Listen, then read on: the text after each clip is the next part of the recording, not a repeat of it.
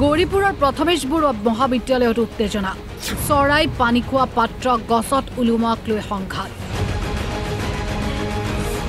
একাংশ শিক্ষাৰ্থীয়ে গছত বান্ধিছিলে পানী খোৱা মাটিৰ পাত্ৰ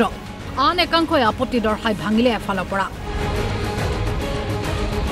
এইজন প্ৰথমেশপুৰ মহাবিদ্যালয়ৰ ছাত্ৰ একতা সভাৰ উপসভাপতি এইবাৰ মহাবিদ্যালয়ৰ ভিতৰত উপসভাপতিয়ে কি কৰিছে চাওক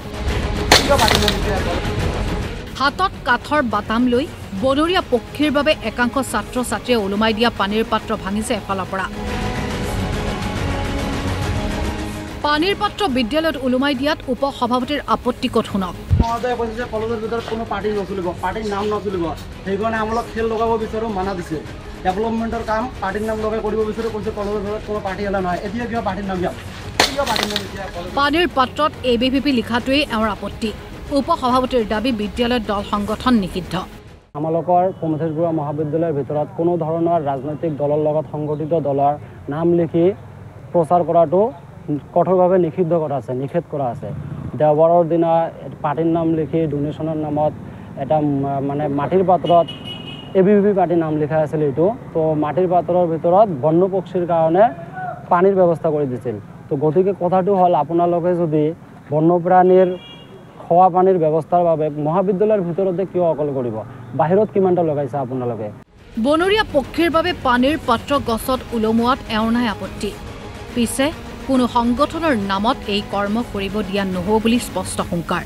যদি এইটো এটা ৰাজনৈতিক প্ৰচাৰ নহয় মহাবিদ্যালয়ৰ ভিতৰত তেনেহ'লে আপোনালোকে মহাবিদ্যালয়ৰ বাহিৰতো এইখিনি কৰিব লাগে আৰু এই পক্ষীটো যে আছে বন্য পক্ষীটোৱে পাৰ্টিৰ নাম চাই কিনে কোনোদিনো পানী পান নকৰে তো গতিকে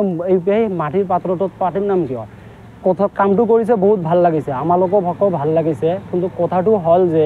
পাৰ্টিৰ নামটো তাত কিয় লিখিব লাগে এইটো ভাল কাম কৰিছে আমালোক ছাপোৰ্ট কৰে কিন্তু এইখিনিত কাৰণতো পাৰ্টিৰ নাম লগাব নোৱাৰে ছাত্ৰ একতা সভাৰ উপসভাপতিৰ এনে কৰ্মৰ পাছত অখিল ভাৰতীয় বিদ্যাৰ্থী পৰিষদে ধুবুৰী থানাত তৰিলে গোচৰ শৈক্ষিক পৰিৱেশে বিনষ্ট কৰা এনে ঘটনাৰ পাছত একাংশ নিৰপেক্ষ শিক্ষাৰ্থীৰ প্ৰশ্ন